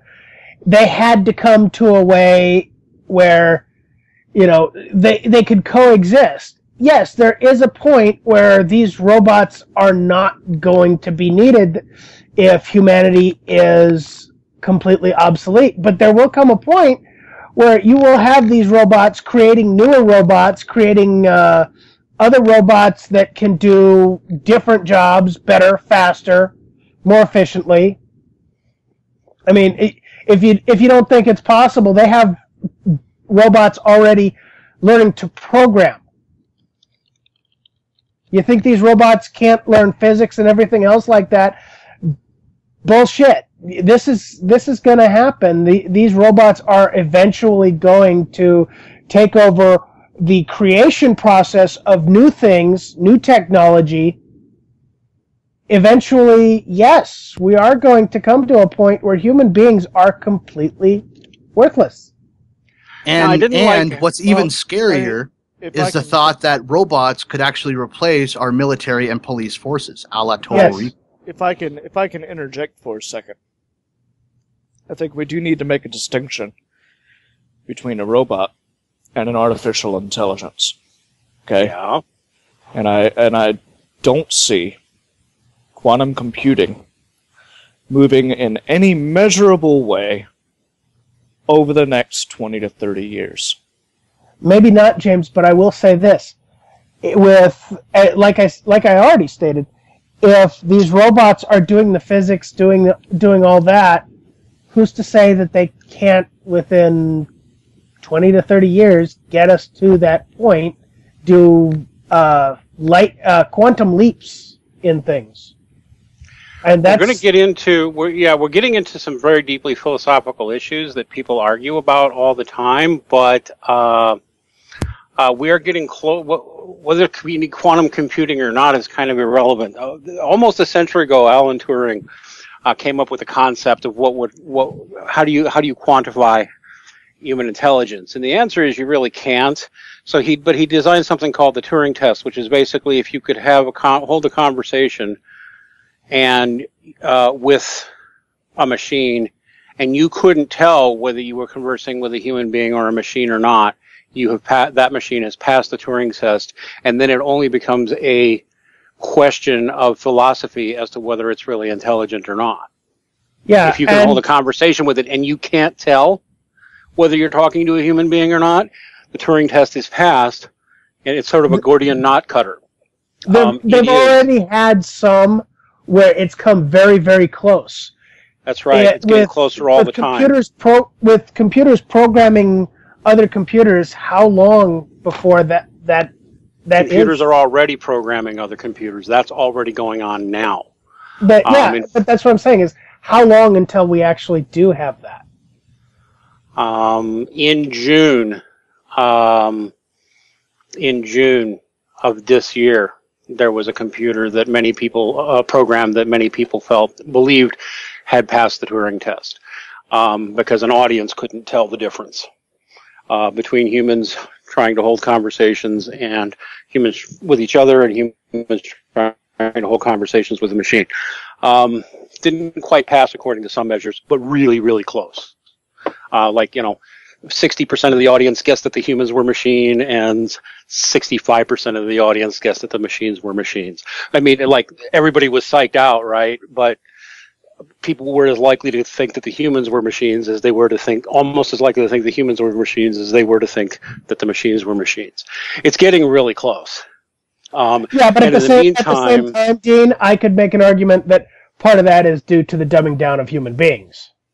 But the point is, more and more things humans are needed to do. There's going to be less and less and less of them, and I think men are going to get hit harder with that. That's probably part of why our current economy is suffering so much. I heard a story on NPR recently that made me want to smack people, because it was noted in the economy, women are coming back in the workforce, and unemployment is getting better for women at a much faster rate than it is for men. And their question is, why aren't men stepping up? I'm like, you fucking fuckers. You're still stuck in you're wondering what's wrong with men rather than what we need to do to help men. And if we don't do something culturally to look at that question, that trend's only going to continue as people just have more and more contempt for men and just say they're useless and shame the men rather than saying, well, what do they need to succeed? And it won't be, we'll accept this stupid, baseless notion that females are superior rather than saying that psychologically men need different things in the aggregate. I mean, it really pissed me off. Why aren't men stepping up? Like, what is an unemployed man supposed to do to step up exactly? What? Do you know, I mean, am I the only one in this conversation who finds that an offensive question? No. Yeah, it is, you're not the only person. It really is, it absolutely is ridiculous because there is only so much you can do but look for work. And if you look for work and there is a very obvious presence of people favoring women in specific jobs, especially things like the education industry and every part of childcare, anything that works with kids, men have been pushed out of that for the most part, and they are continuing to be pushed out of that, and that's a huge part of the job market. And they've been pushed out of that, so they can't do that anymore. Any situation where they're interacting with people, they're starting to favor women because the assumption is that they will be gentler or more personable. That's right. Plus, I've seen this in action at multiple companies. I've had people say things that really annoy me, like, there's no law saying you have to favor women for promotions over men. No, you're right. There is no such law. There's just laws against discrimination against females, and the courts have found that unless you have substantial evidence that you've tried to attain at least a 50-50 female ratio, you are by default in violation of the law unless you can prove you've tried really, really, really hard to attain that 50-50 ratio. So the law isn't written that way, but that's the way the courts interpret it. And I've seen this in multiple companies where like male-dominated fields like tech have 95% guys working at the lower rungs of the ladder, and yet somehow miraculously, when it comes to promotions, the few females who did come in are almost all fast-tracked for promotion. And some of those females are actually good at their jobs, don't get me wrong. But a lot of them, it's patently obvious. The company is attempting to get its middle and upper management more female because they don't want to get sued for discrimination. The law doesn't say they have to do that, but the courts pretty much make it necessary. They're opening themselves up to a lawsuit unless they can see it, unless they can show, yeah, we tried really hard. Oh, look, half our nobody is going to sue over the floor level jobs. they're going to sue for the higher status positions and say I was discriminated against. And the problem with that, though, is in moving to jobs where they're more predominantly female comes right back down to what we discussed before, which had to do with female teamwork and how that differs massively from the teamwork that men have among one another, whereas they start out, all together and then over time start to eat each other from the inside out. It just completely wrecks itself. You already see that in a lot of the and that's what's going jobs. On. Yeah, it's getting to become a very toxic environment, and people are not going to acknowledge the really, really fucked up shit that happens in female-dominated work jobs, where there is a whole bunch of harassment from other females, where there is people who will lie on each other and pull all the really crazy shit on each other just to get ahead. And people don't talk about that, and I think that right there is far more dangerous than somebody making a sex comment, or saying something like a sexual joke or something like that. I think that right there, going and throwing somebody under the bus for no apparent reason other than they want your job, that shit is worse than that. To me. That shit's worse than talking about your And that happens. Your anal That's obsession. happening right now. What? So that shit's more disturbing than talking about your anal obsession. Gotcha. Yeah. Shush. Well, see, and the thing about it is that to me, doing something like that is really vicious, and that's happening. That's happening right there. That's why every time you ask a woman and you say, so, what's going on with that bitch in your workplace? There's always that bitch. There's always that bitch, because that's how women deal with each other. And if you're in doubt, go ask a woman. How are things with that bitch in your workplace? And they will talk at length. So about the bitch at work. Sometimes they will be that bitch and realize it, and those are the ones I actually have some respect for. I remember one job I had, the worst job I ever had. I was one of only 2 males in the office, and it was clear that the women had established a pecking order, and I didn't figure it out until retrospect when I left that job. All those women picked on me constantly, and I could never do anything right. And basically they bullied me constantly. And I realized only in retrospect what had happened. This was maybe 10 years ago. What had happened was, I became the out girl because I was the only male present doing that job that was otherwise all women. And instead of thinking they liked me, they decided not to like me. And it ended all their personal quarrels, and I became their target. Yep. And right after you left, it was the most awful job I ever had. I bet you anything, right after you left, they picked a chick, and then she was the bottom of the barrel, and she got the shit. So that's how it works. That's how it works among women in higher leadership situations, or when they work together. That's how it is. They destroy each other for seemingly no apparent reason, just because. Or sometimes it's for a reason, and sometimes it's just because. And you know what? The only thing I'll get into arguments over, guys. Some in the so-called manosphere or whatever. There are these biological reductionists who will try and say this is just female nature and the way it is, and society is going to collapse if we don't just recognize it and put men back in charge. Like, no. Here's what you actually do. You recognize that these are traits women have and these are traits men have, and in their upbringing and in their training, you teach people to recognize these common patterns and get around them. Or I'm convinced a more integrated workplace, where you have where it's more balanced, where there's men and women together, where you don't have this huge fucking matriarchal group that's governing shit. When you have a more mixed group of people, you have the guys who are like, what the fuck's going on with you guys over there? And you're like, I don't know, dude. This shit's happening. You're like, well, I'll go talk to a guy I know up there, and we'll sort this shit out. And that's how you can help. That's how things balance out, is when you have that mixed group of, men and women, rather than just pushing women all to work together. And I'm done talking. I do wonder if the situation for men is going to get worse when it comes to this sort of thing until we get around to redesigning our economy. And I know some of my conservative and libertarian pals are going to freak.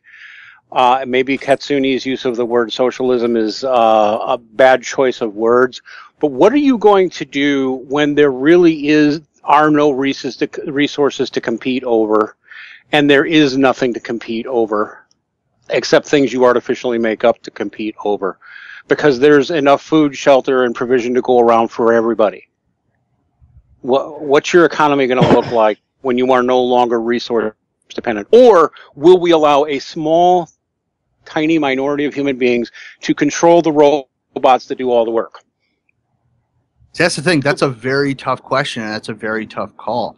Like, on one hand, like when you're dealing with a society that has an overabundance of resources, an overabundance of, your needs like shelter, food, water. On one hand, yeah, you could see it as more freeing, that you no longer have to pay for your groceries, or you get your groceries at an extremely cheap rate compared to what they cost today, so that you have more time to do things that you like, more time to put into hobbies, more time to think, more time to evolve mentally.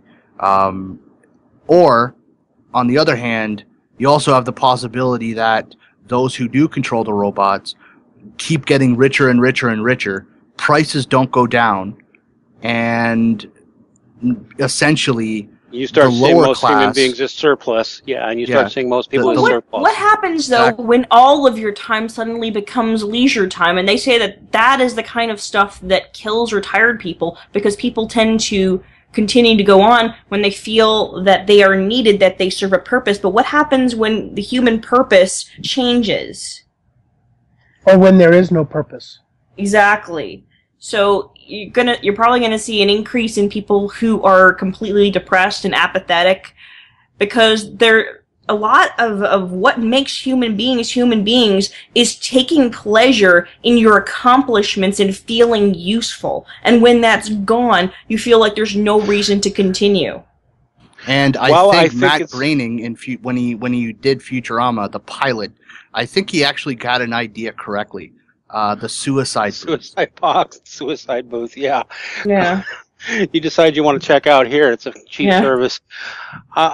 You can look at any of this as either utopian or dystopian. And well, unfortunately, if you look at human history, I would say most likely it would end up being dystopian. I do think it's going to be a bumpy ride for the next 20 years. And I do think, unless we do something soon, males are going to bear the brunt of it. I really do. In the aggregate. Yes, there'll always be the certain percentage of men who do great no matter what. But I mean, in the aggregate, unless we do something to turn it around, males are going to bear the brunt of it, because society won't tolerate females in suffering. And I honestly think our current economic climate and our current economic infrastructure, it's not going to last. It's going to go the way of the dodo, and things are going to have to change. And the biggest concern that I can think of right now, or the people who are going to start suffering the moment those jobs start going away, are the people who are having to pay child support, because suddenly they can't support the kids the way that the government is saying that the guys need to step up and be the ones who are supporting the kids. Suddenly, they do not have any options to suddenly start supporting these children when they are divorced.